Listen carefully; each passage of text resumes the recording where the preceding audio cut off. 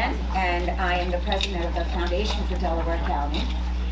I'm so pleased to be able to welcome you here today as we share the release of Children First Report, a decade of stalled progress, opportunity stunted for children in Delaware County. Thank you, Children First, for bringing us together so we can learn more about how our children are faring in Delaware County. As a convener and leader in our community, the Foundation for Delaware County strengthens and fosters greater collaboration across the nonprofit, business, and philanthropic sectors to address the challenges of Delaware County. Through strategic investments in nonprofits like the YMCA that provide valuable resources for families in our county, and through our own public health programs that we administer, like WIC, Healthy Start, and Nurse Family Partnership, we've seen firsthand how essential it is to invest in children and their families.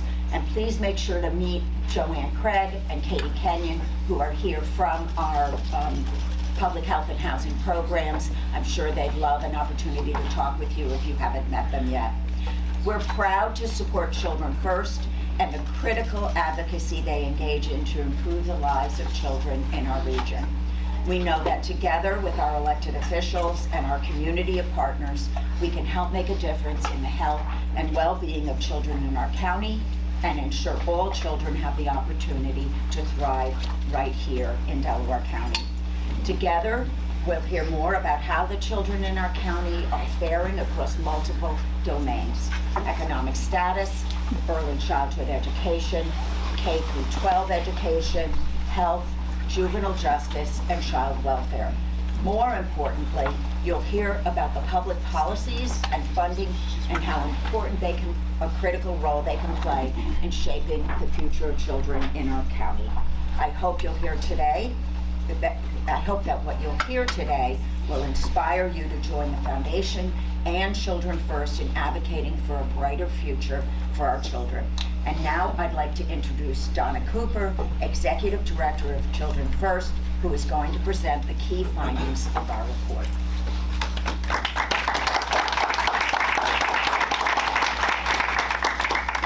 So, before I begin, Delaware County is so fortunate to have Frances Sheehan as the head of the foundation. And not just because she's grown the foundation since she's been there, and many people in this room probably have grants and work collectively with Katie and Joanne and others there. But also, Frances has been leading the fight against the private equity people who have been destroying the Delaware County healthcare systems for the last few years, and really has been put through the ringer by Prospect. So let's just give Frances a shout out.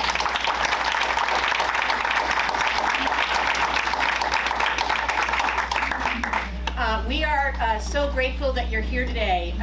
The turnout and the response to this is a real indication that increasingly Delaware County residents are seeing that the needs of their children are dramatic, and you want to know a little bit more about what they are so you can advocate. So I'm going to walk through the data really quickly. I want to say that Mary Gay is on her way, so we'll hear from Mary Gay when she comes here. Oh, Mary Gay's here! What an entrance! That was so perfect! And so you'll hear about the fight in Congress and what's in front of us. So given the data that we'll present today, it will hopefully illuminate why pushing back on the federal policies that are coming very quickly at us is even more than important. And also, we're so grateful that the great Commissioner Monica Taylor is here, because she also has been fighting the private equity folks that are destroying the healthcare system in Delaware County, but leading the charge on so many positive things in the county as well, around early childhood, juvenile justice, child welfare, you name it, and helping with education. So we're so grateful that she's here. I'm going to very quickly, it's going to be a bit of a fire hose, okay? I'm going to walk through some key data points. They're all in here. So, and we will give you as many copies of this report as you would like.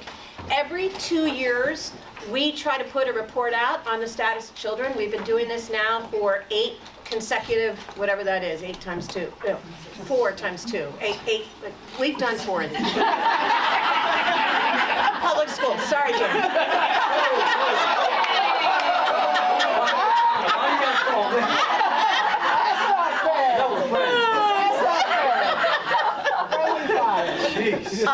So, in all seriousness, the last report that we put out showed that we had still lots of challenges in terms of rebounding from COVID. And we were really hopeful when we looked at the data in this period, we would see progress more than we saw. And we looked back compared to the first period, 2013, when we've been looking at children, and really the needle has not been moved enough.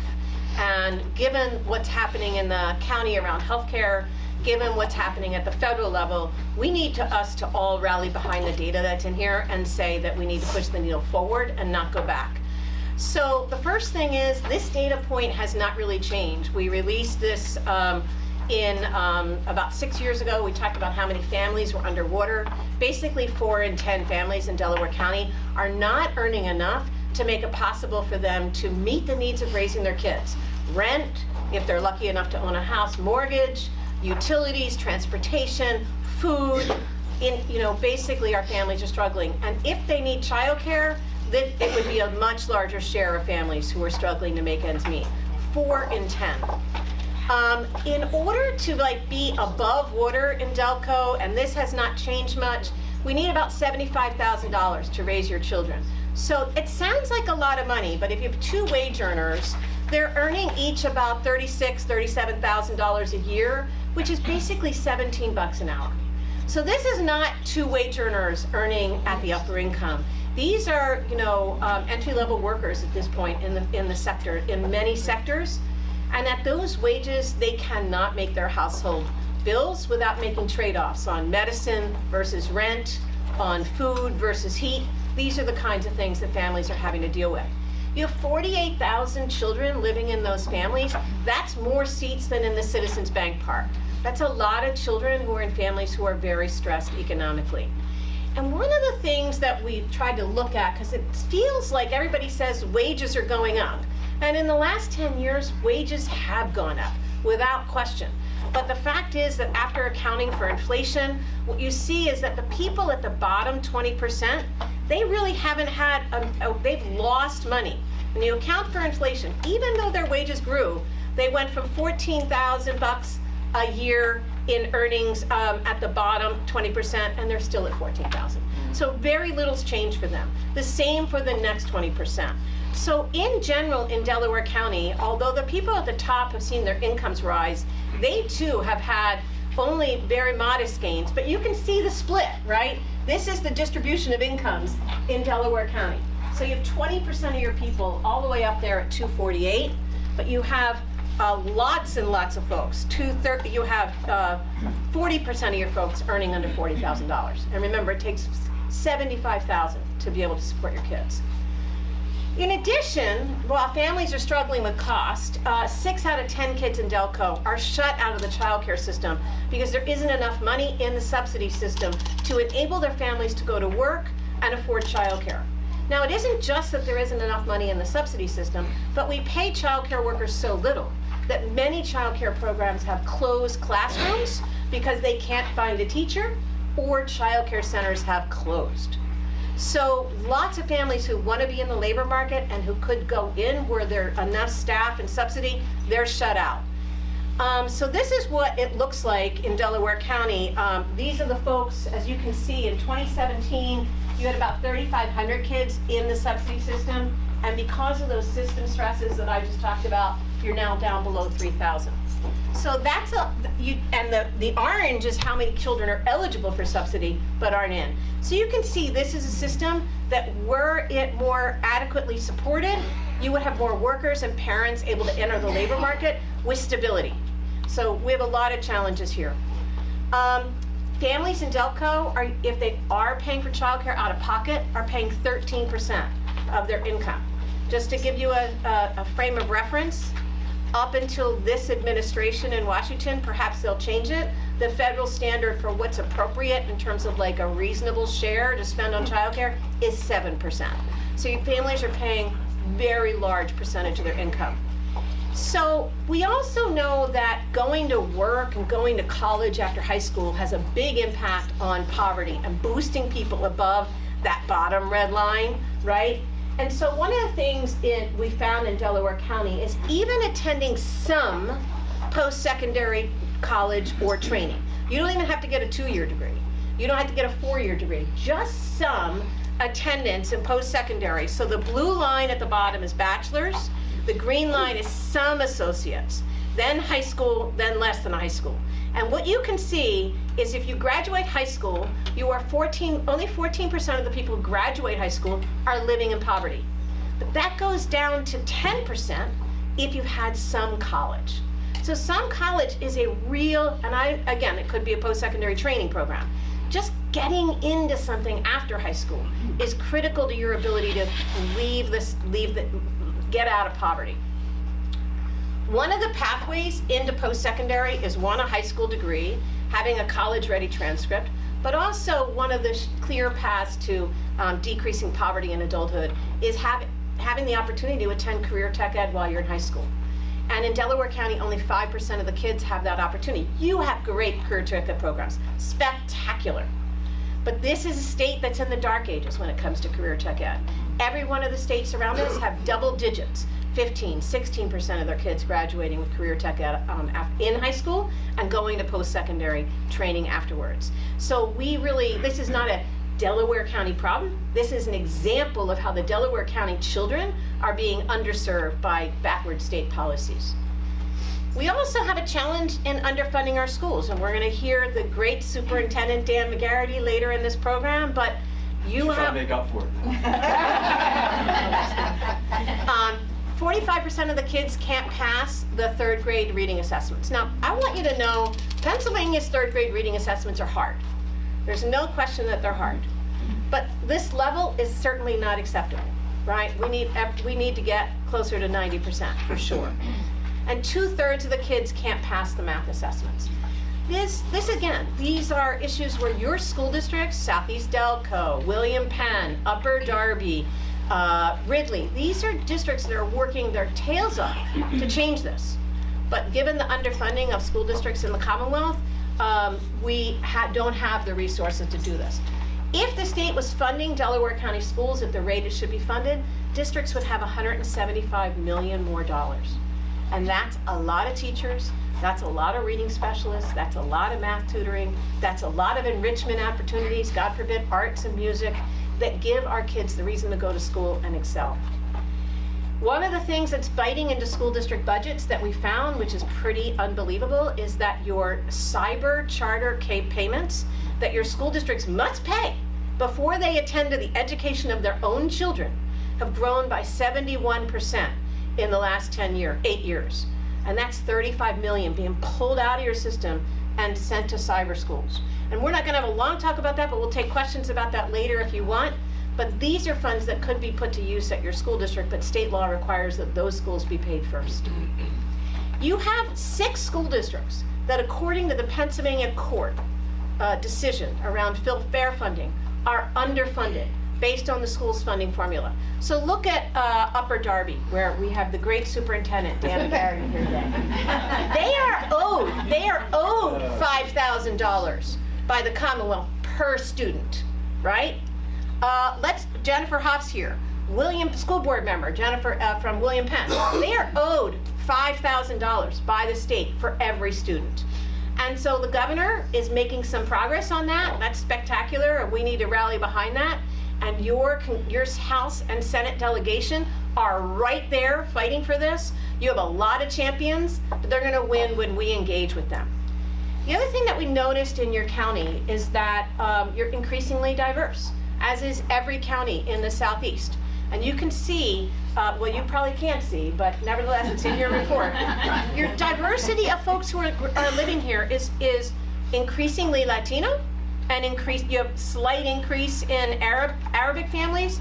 But again, anybody working in a school district here, whether it's Rose Tree Media or William Penn or Upper Darby, can tell you They have 26 to 30 different languages being spoken in their school, 40 probably. And so imagine the challenges that that puts on school counselors, school nurses, and teachers. And remember, we are owed money from the Commonwealth. If we had the resources, these children could be welcomed into schools and they and their parents could get much more support. The other thing I want to mention is that your share of kids who are Latino has grown by more than 1,100, not your share, your number, by more than 1,100 kids across your school district. So that's a lot of new little bright faces coming in with a different language that need support to succeed. Also in the county, we have a range of starting teacher salaries. 50,000 in some districts to up to 64. You can imagine how that creates a little bit of a Hunger Games among teacher corps. We need the best teachers in the lowest wealth and most diverse schools, but where are the best teachers going to go? And the salary numbers really do follow the wealth of the school district, not entirely, but pretty close. So this is a challenge because we have a shortage of teachers to begin with, and all the time the low wealth districts are in a constant state of recruitment because even if they do hire folks, if there's an opening somewhere at Lower Merion, they're going to go over there, right? And so we see that in Philadelphia as well. Now, at the same time that we have educational challenges in the county, and we know what Prospect has done to your healthcare system, sadly, we also have state policies that have caused fewer children to be enrolled in public health insurance. These are policies that were put in place post-COVID to make sure that families continue to have income eligibility that enabled them to be enrolled in Medicaid. Our state did not do a spectacular job of managing that. So what you can see is you have 56,000 kids on Medicaid right now. That's the blue line. At the high water mark in 2023, you had 65,000. So that's about 9,000 kids. We don't know if they're in another insurance program or not. Actually, their school nurses probably know. But a lot of parents are like, I was thrown off of Medicaid, I can't get back on. They don't know that they may be eligible.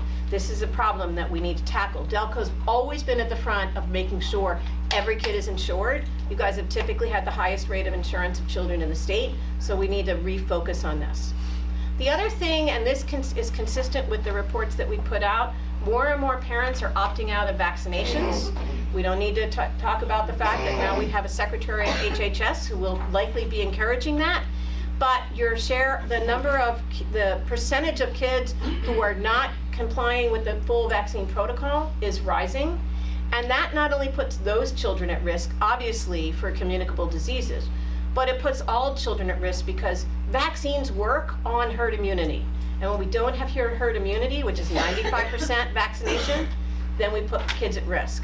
And so Delaware County has the fastest spike in whooping cough in the state. So you went from, I'm not going to remember the numbers, they're in Mary Gay's talking points, I think, but I don't know if she's going to say them. You had 18 cases, Rosemary, and you're now at 152? Oh, there was one case.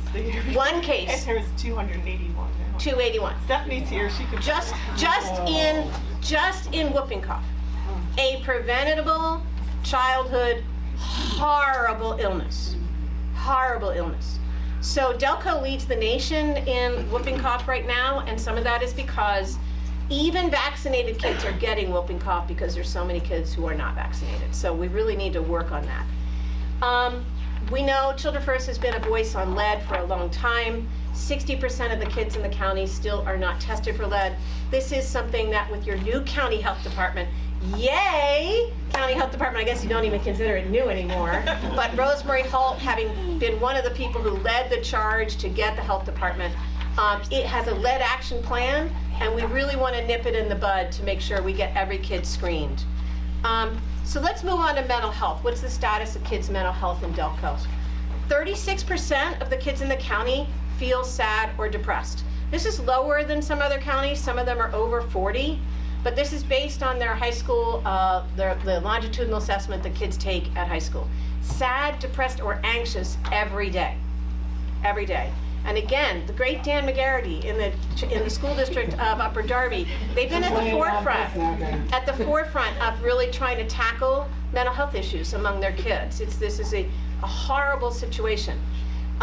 Basically, that number translates into 25,000 kids across the county who have a need to talk to somebody. They have a need for some help. But you have one licensed mental health professional for every 290 people. So they don't have access to this.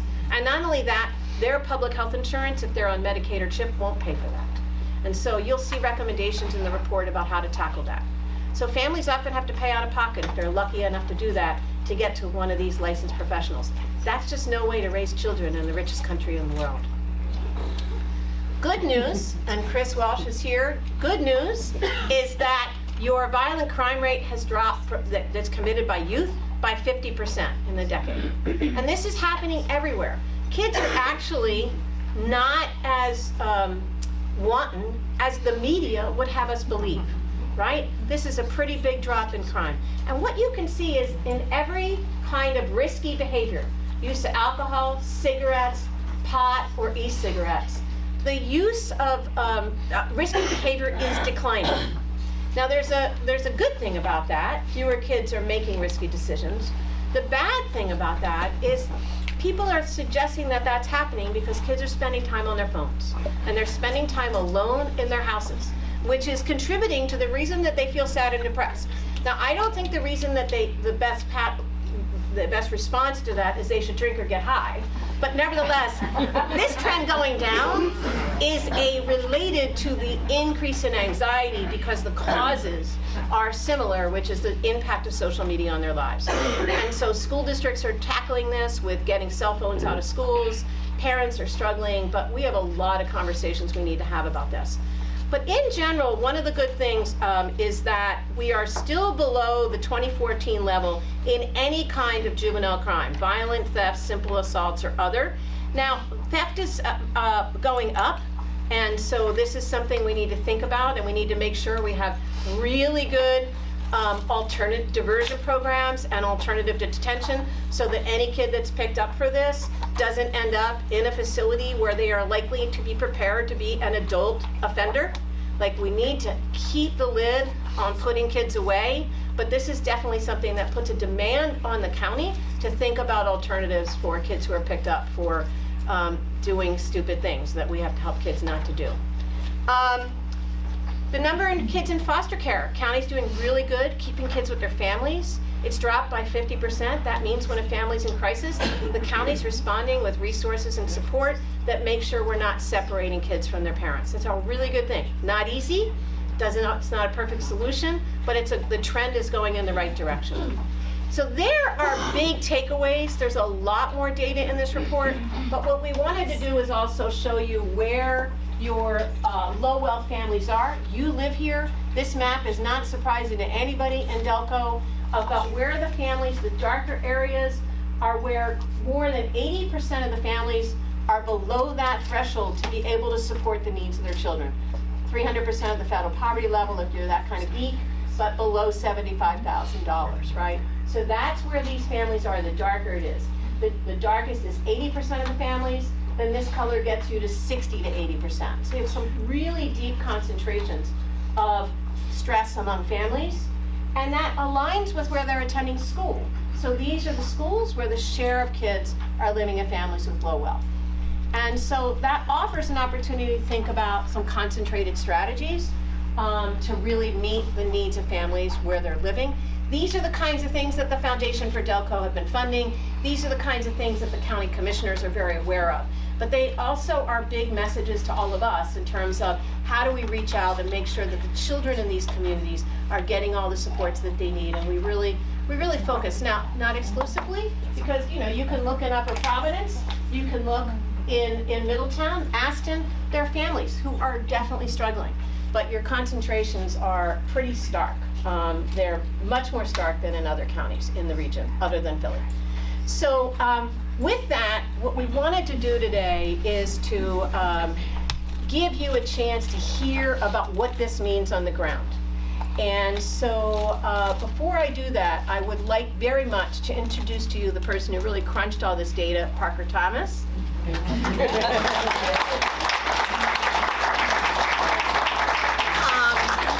I would like for you to recognize our policy leads at Children First, and you hold your applause because you love these people. Anyhow, Mai Miksik, who is our deputy for policy, Priyanka Reyes-Cora, our K-12 policy director, Stephanie Arbutina, our juvenile justice policy director, wave Stephanie, Rosemary Hall, who is our health consultant now, and worked on this report. Is Conan here? Okay, and so, and we have Barbara Dunn Wang, who was also part of the mental health work on this report. So we had an extraordinary team that put this together with our terrific other staff who are in communications and administration, Amy Covetta and Stephen Fines. This was a team effort. It's a lot of work, but we don't stop here. Our goal today is to work with everybody in this room and all the people not in this room to make these trends go more in the right direction. So with that, speaking of moving the trends in the right direction, your county made a very wise decision when it elected the great Mary Gay Scanlon as your congressperson.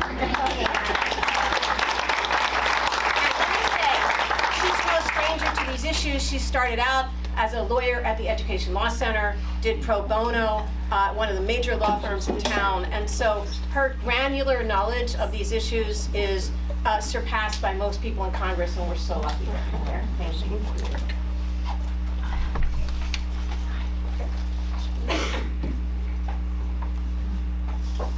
Amy, oh yeah, here, I'm sorry, I want to leave it up, go back. This I'm leaving up. For obvious reasons, I need you to call. Right, we'll talk about this a little later, but make sure you focus on that the rest of the day.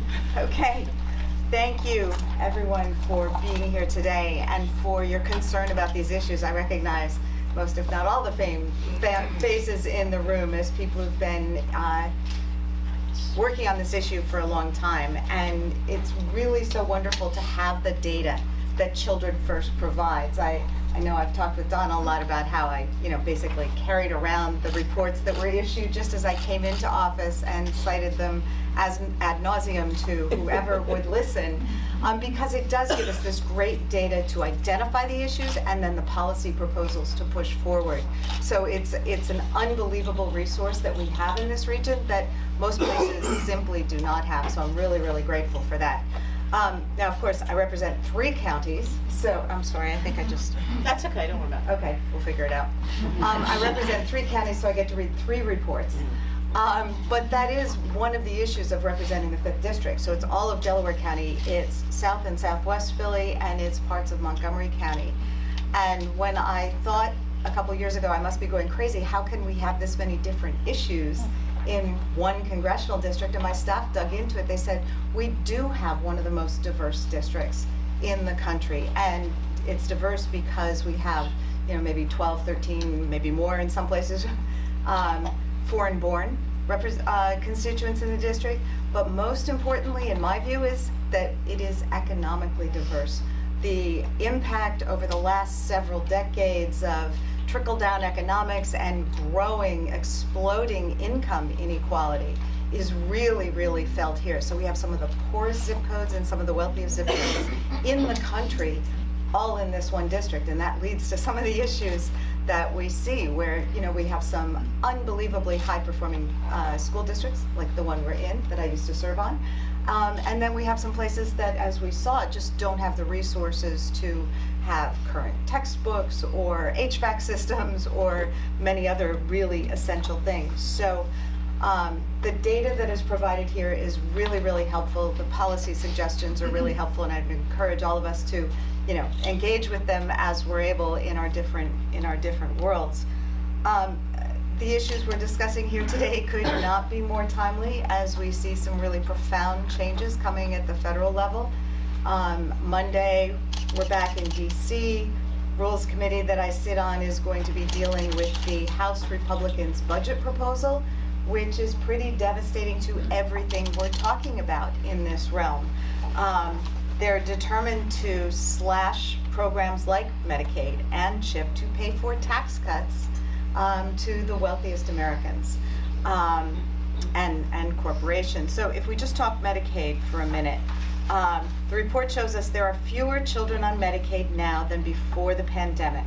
And many of those children are likely uninsured. And that's in large part because post-pandemic, there was an effort to re-enroll everyone. This is a tax-cutting proposal that we see regularly. Let's just make everyone prove once again that they're eligible. And what happens is not that a lot of fraud and abuse is discovered, but that people get kicked off the rolls. So it is an effective way to lower the costs of a program, but not in the interests of actually serving the people who are supposed to be in it.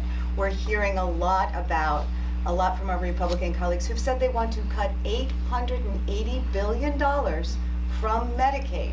Okay, that is the goal that is in the House bill we have to vote on Tuesday. The president has said that he's not going to touch Medicaid. Well, they can't reach their cost-cutting goals to fund their tax-cutting goals if they don't take on Medicaid. Now, the House Speaker is saying, oh, it's all going to be fraud, waste, and abuse.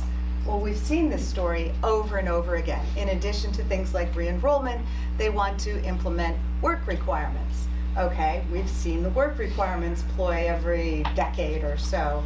It costs more to implement the work requirements, and you kick more people off the rolls who are eligible than you are able to recover in fraud, waste, and abuse. So it is really just another way to attack the folks who deserve these benefits. We see it time and time again, and of course, I don't have the figure top of head, I know you do. The percentage of Medicaid recipients who are children is huge. Well, 40% of the kids are insured by Medicaid in the state. Okay. So we're going to be sending 5-year-olds back to the factories in order to make sure they meet their work requirements. We're going to be sending, I think one figure I did hear this week was that 20% of the Medicaid recipients are on Medicaid because they have such involved medical histories and disabilities, and they take 80% of the funding. So it's people with severe medical involvement who can't work, right? So again, they're going to be put into this position where they're going to be spending more time, in addition to waiting in doctors' offices and on phones, trying to prove that they have met the work requirements, and again, that impacts their health. So we're really, really concerned about the cuts that are threatened there, because we know it's going to hurt the people who need it most. In my district alone, over 100,000 people on Medicaid are at risk of losing their health care under this budget plan, and that includes the almost 44,000 children under the age of 19. So, these penny-wise, pound-foolish proposals keep bubbling up. But I think this crowd understands that it's really important that we invest in people, and particularly kids, to help them reach their full potential. We're also seeing SNAP and food assistance being targeted for really, really deep cuts. Of course, we've heard about the Department of Education, the proposal to eliminate the Department of Education. There's a really great Inquirer op-ed piece a couple months ago saying, what does that mean for Pennsylvania? Pennsylvania gets $735 million in Title I funding alone. That is funding for school districts where our poorest kids attend. And when you hash out those numbers, not just Pennsylvania, but what it means in our schools, it means the loss of about 6,000 teachers. And those are teachers who are hired to provide extra attention in those school districts. That's before we even get to the IDEA or special ed funding, which is a big chunk of the responsibilities of our district. It's a big reason why Pennsylvania's school funding system is so inequitable, because the federal government back in the 70s established a right to special education, which is a good thing, but has never fully funded it. So now we're looking at a situation where, in addition to not fully funding it, then they're talking about maybe reducing funding further. Maggie Hassan had a great line of questioning with the nominee to the to lead the Department of Special Education a couple weeks ago. If you don't know, Maggie is the senator from New Hampshire. She got into government because she has a profoundly disabled child, started advocating for him, and started advocating for neighbors' children, then ended up in the state legislature, governor, so watch out what you do. It's a slippery slope. But so she's questioning the eminently unqualified nominee for the Department of Education and saying, well, you understand, and the proposal is that they'll just fold the functions of the Department of Ed back into the Department of Human Services. And so Hassan said, we established the Department of Education because kids with disabilities, their educational needs were not being met by the Department of Human Services. And furthermore, it's now going to be headed by RFK Jr. So this is not giving comfort to anyone if this is the plan. So there's just a lot that's going on at the federal government that is not great. I'm sure we will get the phone number back up there. But, just a couple of the highlights from here. Going back to Medicaid, yesterday we had a round table with Medicaid providers in this region. And we had in a very small conference room in a federally qualified health center because they don't have big conference rooms. We had about 25 people packed in around a table. And these people were just terrified about the impact of these Medicaid cuts on our communities. I mean, in that room, we had people from the major health systems, from a lot of the FQHCs, which provide the primary care for so many families across this region. We probably had people representing about 600,000 patients in that room. And the health center said, if these cuts go through, we're going to have to close. We are already so stressed with funding. We don't get the funding. We need to keep the doors open.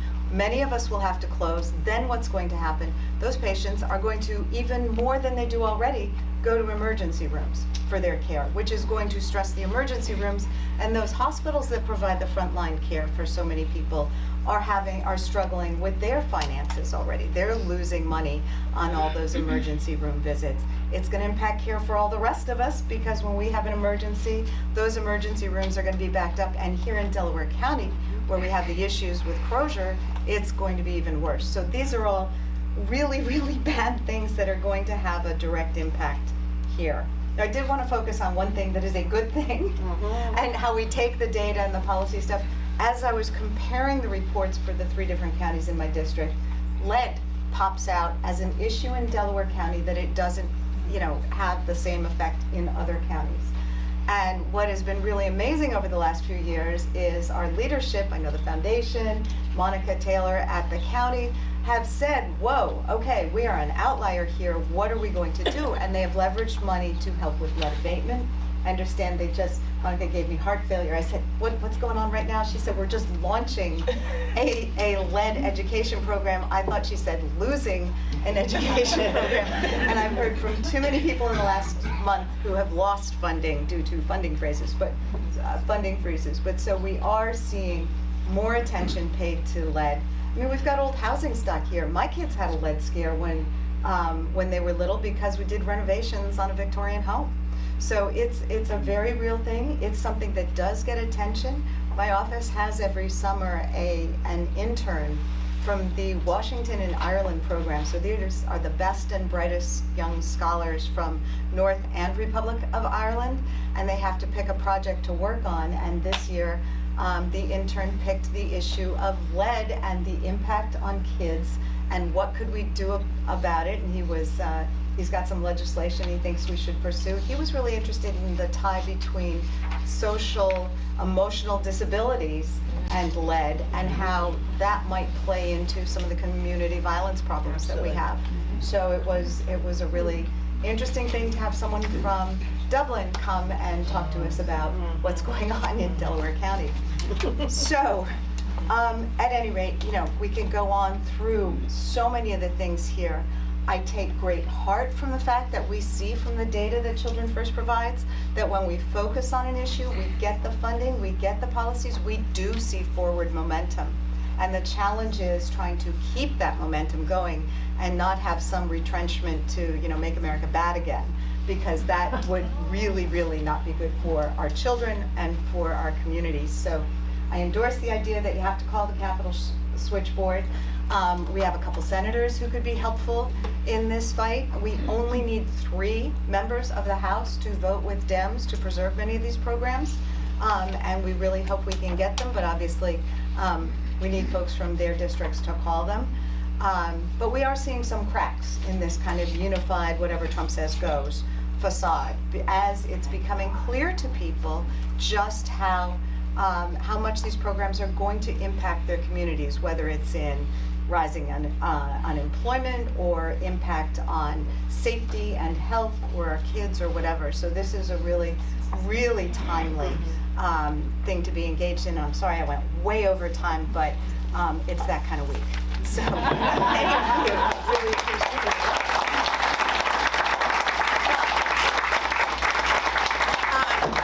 Just the fact that you're here as the person from this district speaks legions about the role that you're playing in saving what our kids have now.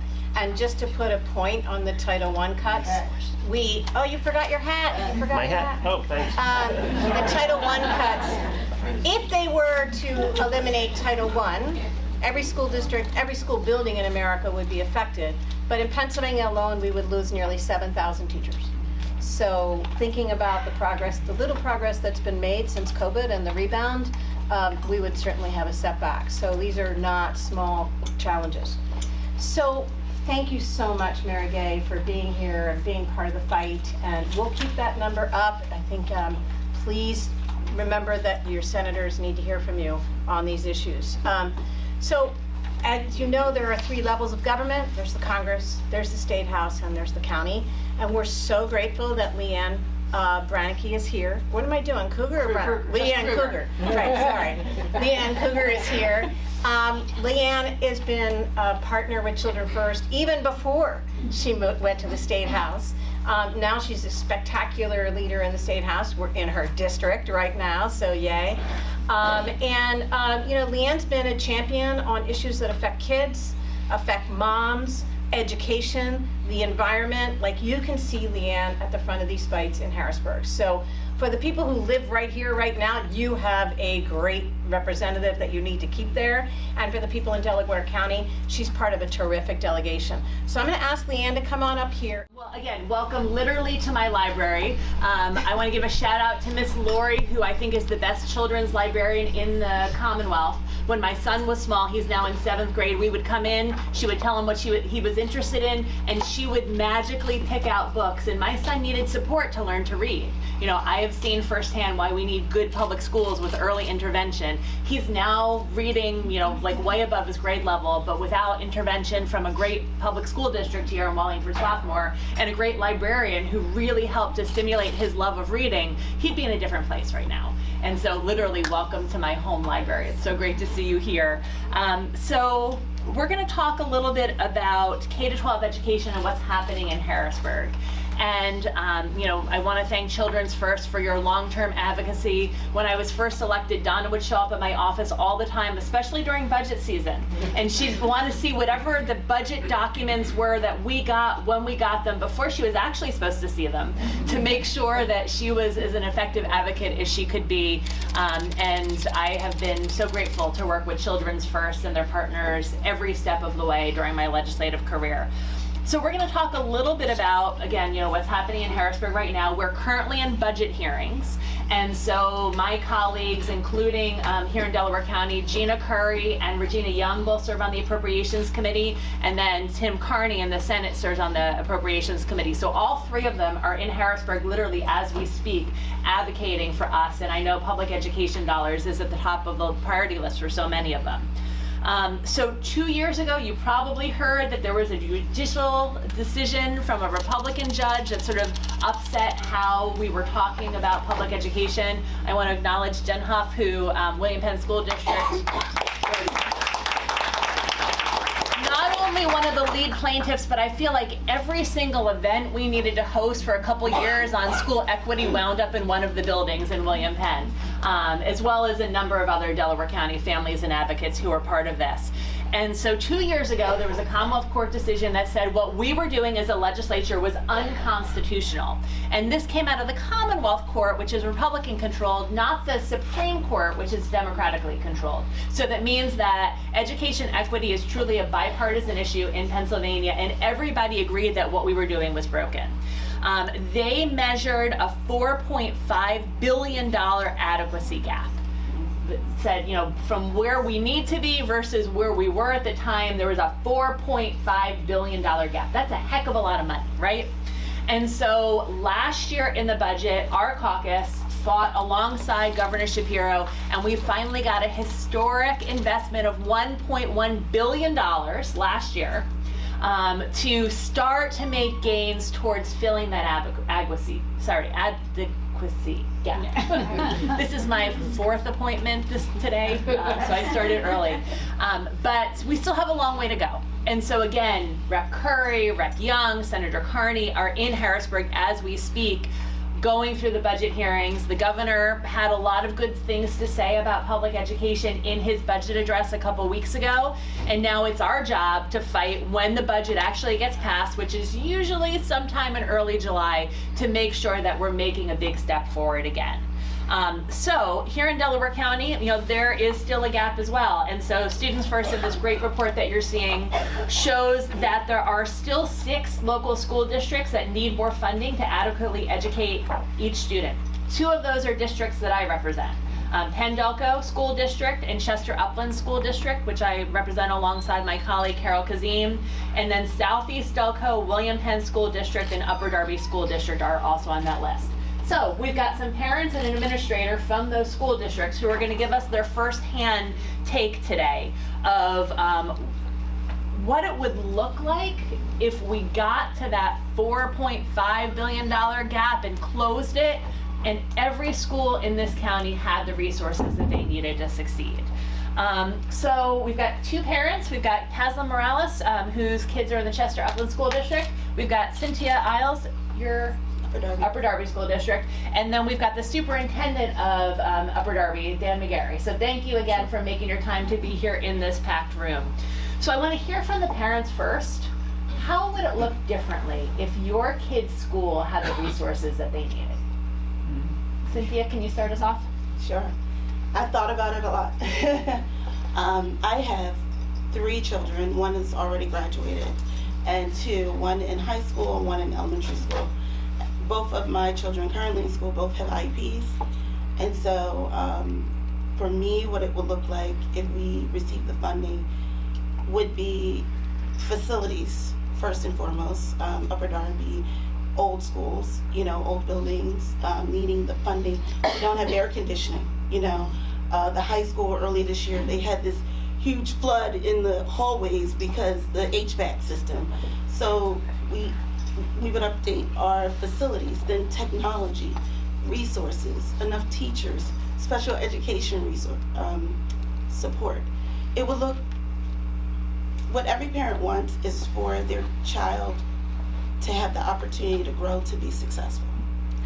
And you want a school that can provide the tools to get them to be successful. And when you're underfunded, you just don't have enough teachers. You don't have enough technology. You don't have enough books. You don't have enough resources. Upper Darby, often issues of behavior, things like that. But all of that is tied to not having enough resources. And so, I envision, if we had the money, a place where we could really grow up our children in their brilliance, right? Career technical education.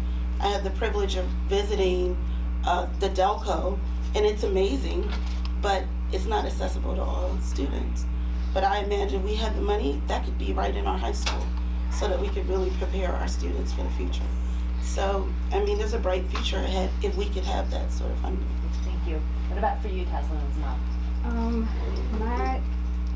My answer is going to be a little different because in addition to being a parent, I'm also on the school board, and so I look at things. Chester Upland School Board member right here. So I look, and I'm very heavy in the advocacy with Children's First, but we do need the funding, but what we need more in Chester Upland is a changing of mindset, right? Education, for me, and from what I've seen, is secondary to sports, it's secondary to prom, it's secondary to all of these things. So yes, the funding would mean that we're able to have more of our children within the public school district because we could build buildings, we could update the buildings we have. Right now, we have children that want to attend, but we don't have space to put them in. So it's not that we don't have children that want to be in our district, but the funding would allow for us to give our students spaces that they could come and be educated and be proud to be educated in those buildings. When you go into a building and walls and your windows are as small as a jail cell window, how do you think the children are going to react to that, right? It's not, no matter how much pride you have, you can't be prideful in a space that's not conducive to, you know, pride. We have an adult problem in Chester.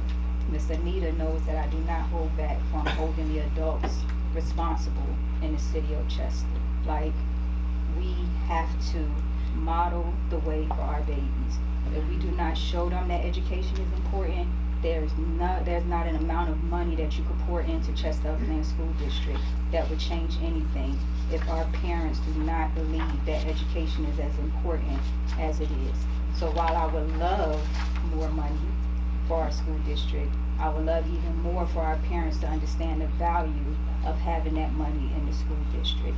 I noticed in this historic proposal that we have for education, again, the school safety and mental health is not part of that budget this time around. And so as we're sitting here speaking about, you know, children not having access to this, Medicaid not paying for that, our state government didn't include that in their budget this year. So last year we had basic education funding, we had special education increases, we had charter reimbursement and statements, and we had school health and safety. This year the school mental health and safety is not a line item. And so when we go on May 13th, Sylvia, Amanda, that will be one of the things that we are advocating, to make sure that you include that back in the budget for our babies, because they need it. Medicaid, I don't know if the Congresswoman is still here, but Medicaid is important, but what's more important with Medicaid is that doctors actually accept it. If everybody has Medicaid, but none of the good doctors accept Medicaid, what's the point of having it, right? I pay for my insurance through work because I don't want to have to decide if my daughter needs a colonoscopy. I don't want to have to think about if the doctor is going to accept my insurance. I don't have the luxury of that. Right, so I don't think that it's that people don't want to be on Medicaid. It's useless right now. Like, so that's just, it doesn't pay for half the things that were shown up here. So why would someone want to put their child on it? So that's my spiel.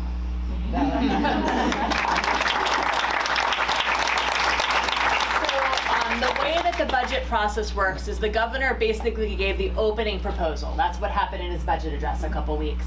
Now there's budget hearings where members of the House and Senate are asking questions of every department. And then what happens is the add backs, right? So mental health funding was something that we all fought for last year, and we were able to get, again, a down payment there. And so over the next couple months, you know, at some point in June, there might be a first vote, and then there's negotiations between the House and Senate.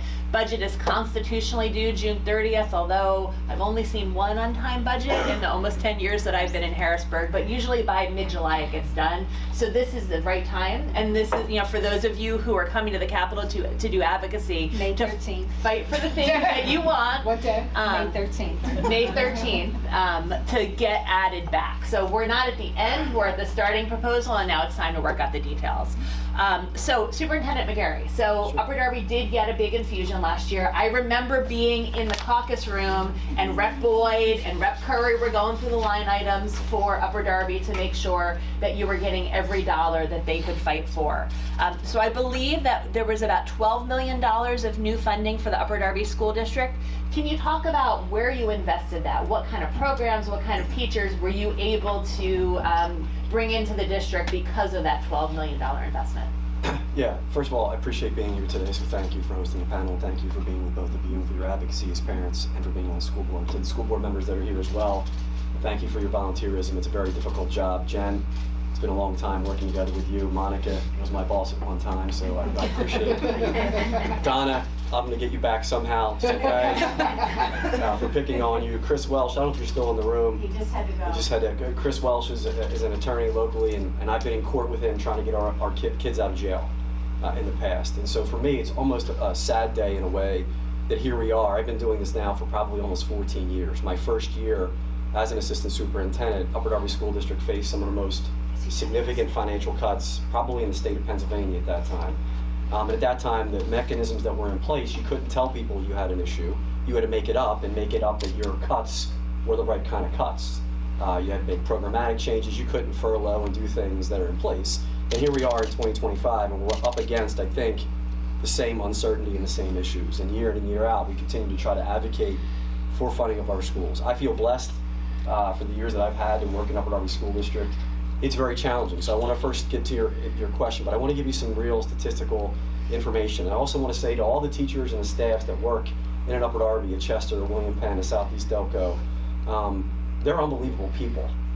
It becomes even harder to get those people, and some of my staff are in the back of the room today, to work in those environments when they're seen as less than, right? And getting a principal to want to come into a difficult situation, or an administrator, when people perceive that if you work in those environments, you're less than somebody else. What's also ironic is the people that work with us are amazing, and they get stolen and they can go run anywhere. If you can work in our school district, you're a superstar. So keeping people and working in our environment is a challenge. And I want to give you some coming to the money and what that looks like. Last year, we still had to increase taxes 3%. It was the highest tax increase we've had in probably 5 or 6 years since I've been the superintendent. We try to keep it about 1%. When you keep your taxes that low in Upper Darby, it's a major issue, because you can't get bond issuance.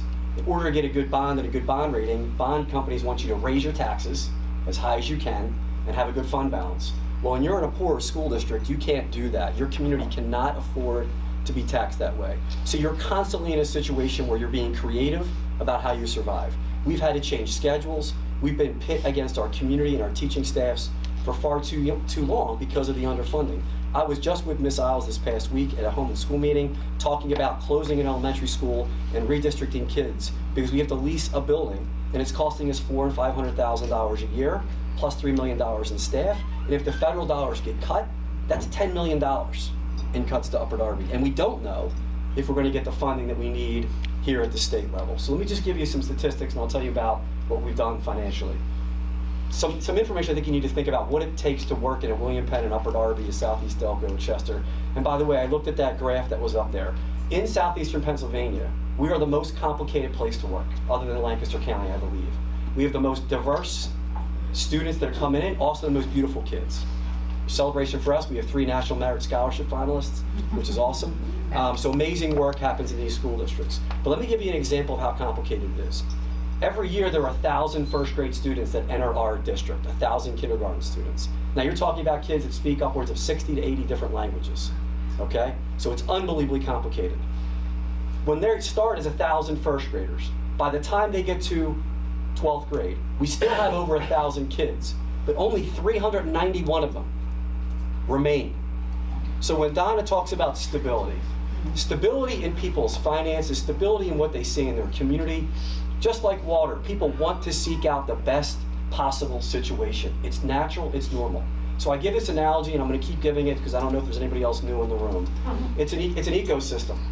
We talked about getting sick. When Upper Darby is sick, what I mean by that is when we have tremendous instability, kids who are not being, their needs might not being met because of what we might be able to afford. Those kids are going to go other places. So I watch board meetings. I think I'm crazy. I study other school districts. I study board meetings. I was watching a board meeting somewhere in this room last night, and I heard they're in the 2nd year of RTI.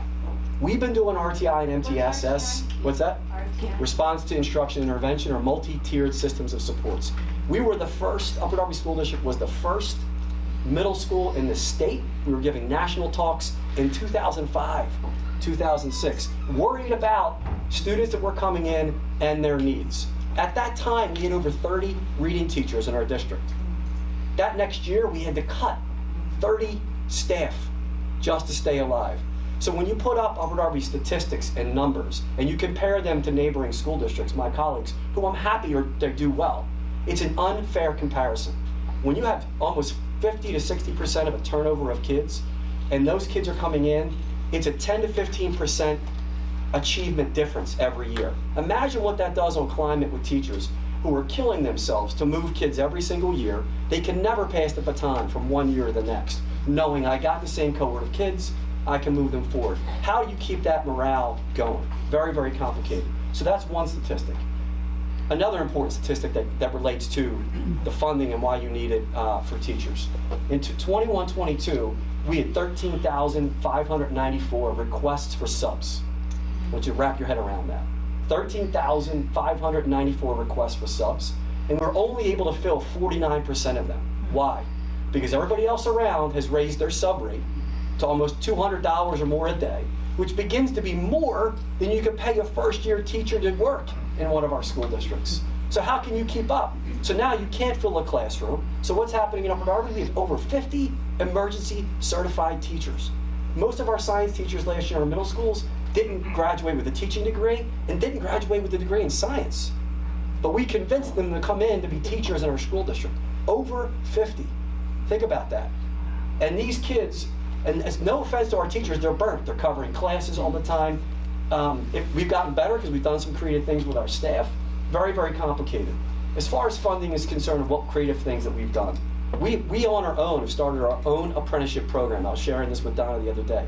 We've actually gone to the state and said teachers should be treated just like someone that's going to work in plumbing or carpentry. So Upper Darby is in the front line of creating its own apprenticeship program, and we're almost through the final stages of that. We're going to be one of the first school districts to be able to do that. We were one of the first school districts to start a accredited mentorship program where our high school kids are our kids' tutors, because we can't find an EL teacher to work with kids in the languages that we have. So we've turned to our own kids. In their junior year, they take a class, they're trained on how to be a mentor, they get credit. Now the state's going to allow them to be credits. We started that before. And they're going down and tutoring in our elementary schools. And that's how we're going to create our own teacher pipeline. Because in order for us to get our kids who are EL students to make it on the test that they have to take, even though they're new to this country and new to this area, something has to happen. These are the creative things that are going on. We also added 5 EL teachers. We had to. Again, I want to emphasize this. Upper Darby School District, William Penn, Chester, I don't want to speak for them, but they're my friends or my colleagues. They're not doing the latest and greatest things because they want to. We'd love to have a STEM program. I would argue we'd have the best STEM school in the state with the kids that we have, right? I know, Jen, you would feel the same exact way. We literally are running out of space. We had to have 5 EL teachers. Why? This time last year, we had 2,100 EL students. We have 2,300 now. In 2007, we had 500. We're over 2,300 EL students. So think about the number of kids. We have 2,300 EL students and 2,200 special education students. Our EL and special education population is larger than most Delaware County school districts. Think about that, right? And that requires staff. It requires space. We don't have the space. We're growing by 15 to 20 autistic support kids a year. Where do you go? Where do you find those teachers? So we've had to add 5 EL teachers, 2 special education teachers, 7 reading teachers, guidance teachers. That's just to keep up with the paperwork of what your state and federal requirements are at this point in time. We are maintaining programs, literally maintaining programs. So just a follow-up question. So the additional funding, the additional $12 million, did that just help you maintain where you needed to be? Maintain where we need to be because we're already behind, way behind. And So it helped to level you up to a degree. To a degree. Remember, the adequacy money, we just passed a resolution, is for next year, not this year. So I think people understand that additional funding doesn't kick in until next year. And when there's uncertainty, you're having to pass a budget to keep your programs. So we didn't get money until our budget passed. It's not that easy to race out there all of a sudden and do it. And what I learned 14 years ago, you can't put money into people if those people can't be guaranteed to stay. So everything in our districts are about turnaround training and trying to sustain what we have. So we've been maintaining, thankfully, our programs. And then what starts to happen is we have to cut capital improvements, because I'm never going through what I went through 14 years ago, just to tell you the truth. I'm never going to be in a situation where programs are going for kids. Facilities will be held back before that happens. So this is just some statistical things Thank you. That we're going through. Thank you. So we've got a great panel coming after us. In fact, when I first met Dr. Monica Taylor 8 years ago, she was a candidate for the Upper Darby School Board. That she started on the school board before she became the chair of our county council. So I want to make sure you have time to hear from them. I'm going to ask you each to close with a 3-word answer. Okay, a superintendent, 3 words. Hey, whoa! You asked me to be here. When I'm in the room, I'm here. I'm here to win. And I appreciate each of you, your perspective, your enthusiasm, but we've got one more panel after us. What is your call to action for these folks today? Take a second to think about it. You know, we know there's an advocacy day. We know that the school districts have to pass your budget before the state passes our budget, which makes things challenging. What is your call to action? Cynthia, can we start with you? 3 words. 3 words.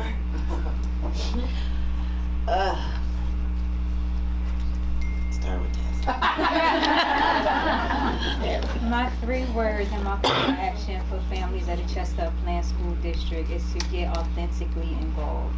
Get authentically involved. Love Great, it. yes, great. Our gain is not your loss. That was 4. Our gain is not your loss. I think That inequity, I think- our gain is not your loss. our districts need to hear that. Yes. Thank you. Superintendent Yeah, for McGarry. me, it's just students deserve it. We're in this Students business deserve for it. kids, and all students deserve the same opportunities. Students deserve it. So let's give them each a hand. Thank you. Well, thank you, everyone. And I am the chair of Delaware County Council. And thank you, Children's First, for putting this on. You know, I really enjoy being a part of this. And we really use the reports as a guideline for how we move our policies forward in Delaware County. You know, thinking through our health department and the work they've been able to do, some of it is based on some of the reports that we were able to see. You know, thinking about our lead hazard campaign, lead 123, lead free 123. Don't forget that. Make sure people know about it and how to make sure that they can get their homes abated. Also thinking through our childhood vaccine program, and we have our deputy of our health department here, Stephanie Reese, who helps to head up that program. Trying to make sure more children have access to vaccines and their childhood vaccinations. Also looking at the report and mental health support, right? We're talking about health here and early childhood, and you know, our Connect Ed program was something that we realized coming out of this report that our families and our school districts were having issues accessing mental health services. So how do we make that easier for them? And so we created a program with our Human Services Department to really try to address that topic and help our families and our children gain access to the mental health supports and behavioral health supports that they need. And even, I think she might have left, oh no, Kathleen Carroll is a part of our opioid settlement group.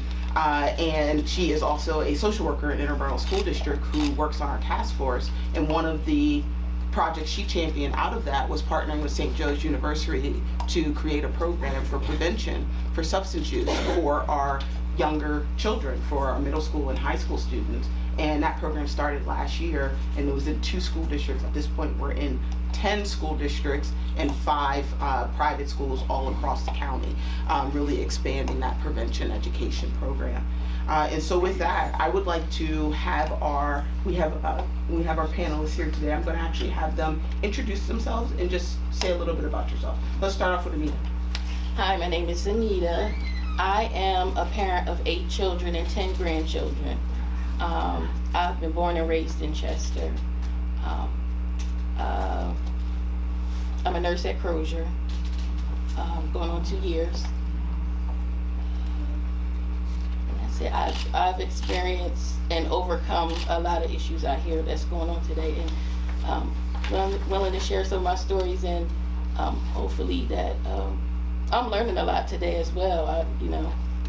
Although I overcome, it's a lot that I didn't know was still going on. I thought, things were being handled, but hopefully I can share my story and maybe change some things. Well, thank you for being a part of the panel. Rebecca. So my name is Rebecca Perry. I am actually a single mother here in Delaware County, but I grew up in Montgomery County and went to a very affluent public school district. I am also an administrator at the largest early childhood provider in Delaware County. We have 6 different locations. We're also in the Pendelco School District schools. And I also serve on the Southeast Delco School Board. So education from 0 to 5 and K through 12 are very near and dear to me. I've lived in Delaware County since 2008. And yeah, I'm excited to be here today. I really appreciate Children First for having me. All right, well, so I'm going to start off with a couple questions. So, Rebecca, first, the county report highlighted the significant increase in cost of childcare over the past 10 years. At the same time, the report also talked about how household finances have stalled for many families in the county as well.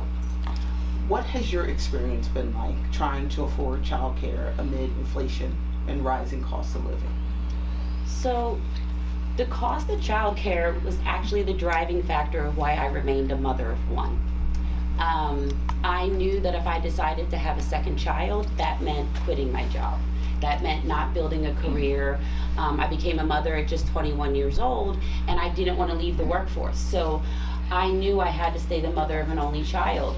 And unfortunately, even though it's great that I was never technically low income, I was just above the threshold to receive any type of child care subsidy or service.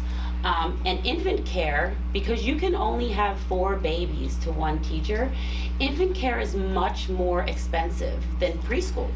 So when I first returned to work, I couldn't even afford to put him right into childcare. I had to start with paying family members to babysit him. And I actually wasn't able to afford to get him into a high quality program until he was 3 years old. And even when I qualified for the free pre-K counts program, I still had to pay for before and after care so that I could work. So I was still paying over $200 a week, even though I had that free program from 8 a.m. to 2 p.m. So it was kind of impossible.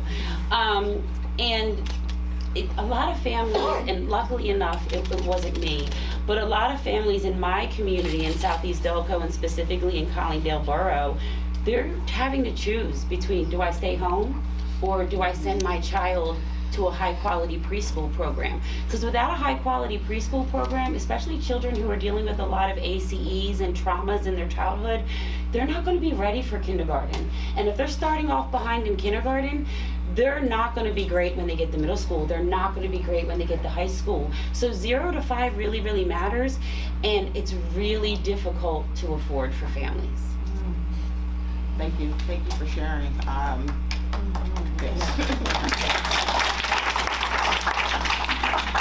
you know, it is unfortunate the struggle that exists right now in childcare. And even my youngest is 4, and when she was born in 2020, it took 2 years for me to find stable childcare. And I was lucky. I had my mother, my mother-in-law, everybody pitched in to help cover it, but it's hard. It's really difficult. All right, Anita. Yes. The county report highlights the childhood lead poisoning still remains an issue over the last 10 years. 60% of children under 2 years of age are still not getting tested. Can you share your experience with your children and grandchildren in getting tested, and with your daughter testing positive? So, I found out my daughter had led through, they had like a fair, like the Healthy Start program, and they had like a table. If you want to give your information, they came out to the house. It was a part of Chester City Hall. People would come out to your house and test the children for lead. And I found out 1 out of my 3 children had high lead levels. So what came along with that is I noticed she had eye issues, learning disability. I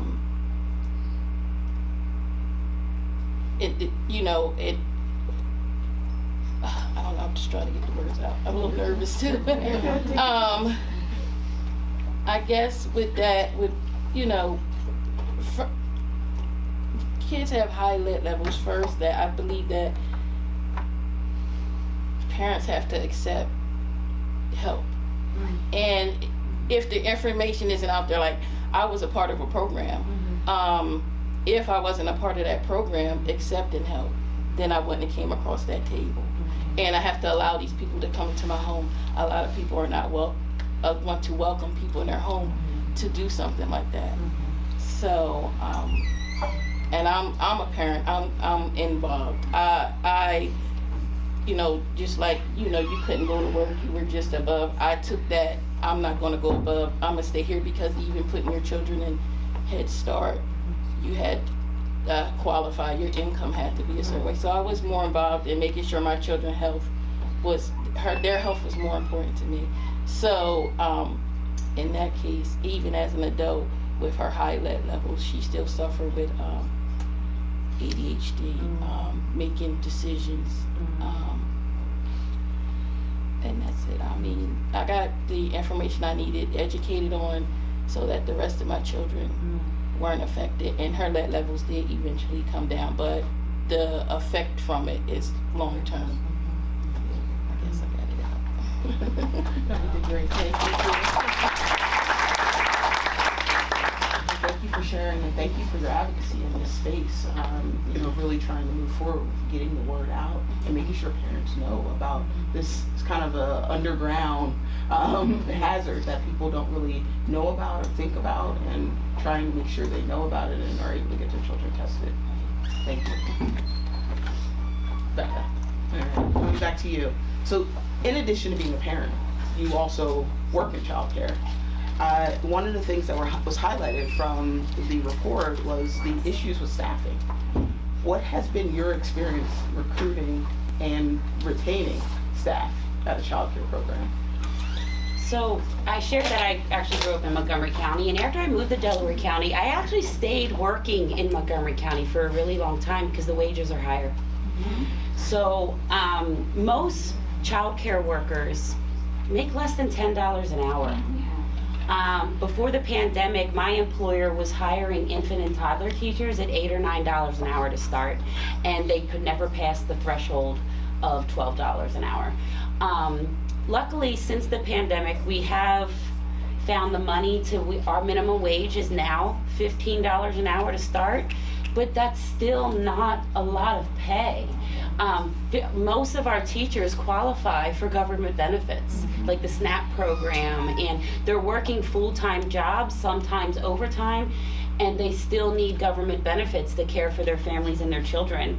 And then my employer also has Head Start programs, early Head Start programs, and pre-K counts programs, which require a higher level of teacher. They must have a bachelor's degree. They must have a teaching certification. So we're paying these teachers much higher salaries, and even though we're getting the funding for those pre-K and those Head Start programs, we're spending it on teacher salaries. We're not spending it on additional materials for the classroom. We're not spending it on fixing our heating systems and painting our classrooms, because we need to be able to afford these teachers. And actually the federal government is expecting us to pay our Head Start teachers another $10,000 within the next couple years, but without providing us additional funding to increase those salaries. And then what happens is we finally do get those highly qualified, certified teachers, and they don't last, they don't stay with us. We have a lot of children with IEPs, and school districts, even though they're not paying huge salaries, it's still more that we can afford. So our teachers need to be pre-K through fourth grade certified. So they'll come and start with us, they'll come in for a year or two, we think we have this great teacher and longevity, and then they leave and they go to a school district. It's been extremely, I can't say anything short of impossible to recruit teachers. We have one of our centers in Delaware County that's in one of the most impoverished communities and actually located within my school district, where 4 classrooms are closed. A preschool classroom and 2 toddler classrooms are closed. And we can't find teachers, so we can't staff those classrooms, we can't take in children. So families in my community are just choosing not to work, and parents are staying home. And it's really, we just cannot get the teachers, and the ones we get, they leave for better paying jobs. We have had teachers who had worked for us for 15, 20 years leave to go work at Walmart, leave to go work at Target, because there's less stress and there's more pay.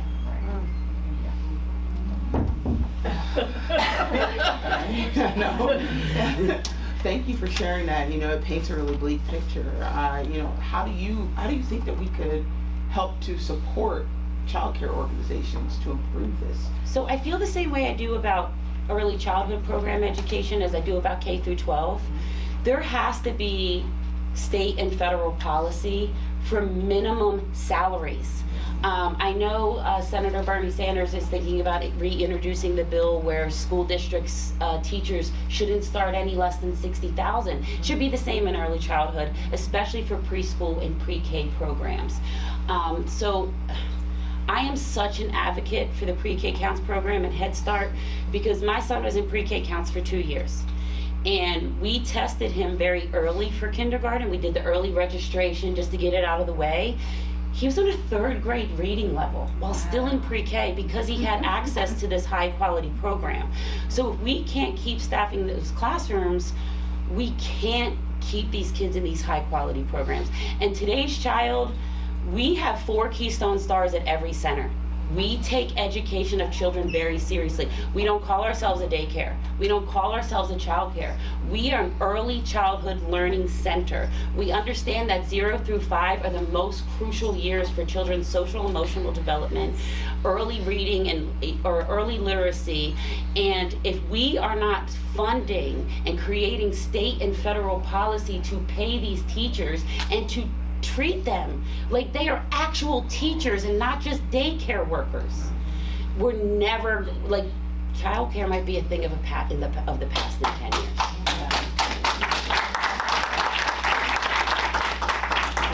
Thank you for sharing. All right, Anita. Many families rely on Medicaid and CHIP. Did your family or friends experience any challenges from the transition from the pandemic to last year when unwinding occurred? Did it prevent anyone from accessing care in a timely manner? I myself didn't experience it. I do know people who have experienced it, but what happened with the Medicare and, during COVID, that happens quite often, where families are kicked off of Medicare. I have experienced it, but not during the come out of COVID. Whereas though you get the information or you get the paperwork, you're supposed to take it in at a certain time. And before COVID, you would take it to the office, and I'm just telling my own personal experience. You take your paperwork to the office, you have it scanned in, you take a receipt, and then no update phone call or anything, you just get a letter, you don't have it anymore. And it's like, well, you did everything you were supposed to do, why did this happen? So you have to start all over again and apply for all the things that you need for your family all over again. And so, during that time, I'm sure that there were a lot of people who, they made it online. Some things you can do at the click of your phone. Some people don't have internet. Some people don't have transportation to hurry up and get this back to the office so they can have food or medical, whatever they need. My children have asthma. Getting them to, to the doctor or, making sure they have what they need with the medical. And like Tasliym said, you get turned away if you don't have it. Some doctors was literally turning you away. Like, you need to call them and fix this. So it's, it could be tiresome to a parent who have children and this is what their need. And if they do everything they need, you ended up getting kicked off anyway.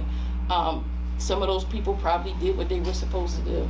I don't know how to fix it, but that didn't just happen then. That's been happening. Well, thank you. Thank you for sharing your story. And I think we have to wrap it up a little. So I'm going to go with Rep. Krueger, but I'm going to give you 5 words instead of 3. Be a little bit more generous. So let's start with Rebecca. How would you like to close it out? It's simple. Fund public education and fund early childhood education.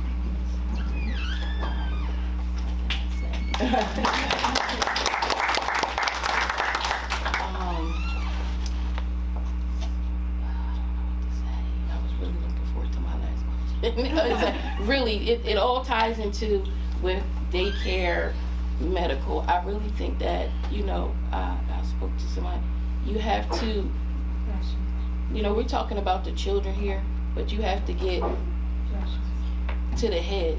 You have to get with the parents, and I want to, their mental health. Their parents' all well-being have to be in order to be able to take care of what's going on with their school, what's going on with their health. If their parents aren't all well mentally and physically, then our children are going to suffer. Thank you. Thank you both for sharing today. Sorry we couldn't get to all the questions, but I could personally talk about health and early childhood education for days.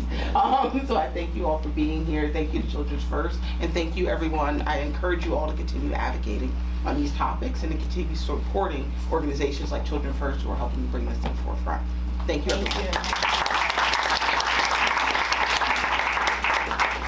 So we wanted to thank you very much for coming. I want to say that at the back of the report, there are recommendations that echo a lot of what Rebecca and Superintendent McGarry said. And I think one of the things that Anita said that was also not buried, but at the top of Rebecca's comments, is that the public policies that we have right now are causing mothers to make decisions to stay out of the labor force and to accept jobs that pay them less so that they can continue to get what their children need. And then that keeps those families down. Like, you've only been a nurse now for 2 years because you had to make some really tough decisions. So, you know, this bigger question about how do we make it possible for communities to have upward mobility when our benefit systems really discourage upward mobility, this is a big challenge for us to all tackle. Right now, our systems are under threat. I have to ask you again, make a decision every day. Call Senator McCormick, call Senator Fetterman, because your Delaware County congressperson is doing all she can. And the stop of the deluge of things that are going to harm families will have to come from our senators. So I would love to take questions, but we're a little bit over, so we'll stay around, the staff that worked on this. But we want to thank you so much for being here today. We're overwhelmed by the response, so I'm sorry it was so crowded, but it just shows how much Delco cares, so thank you.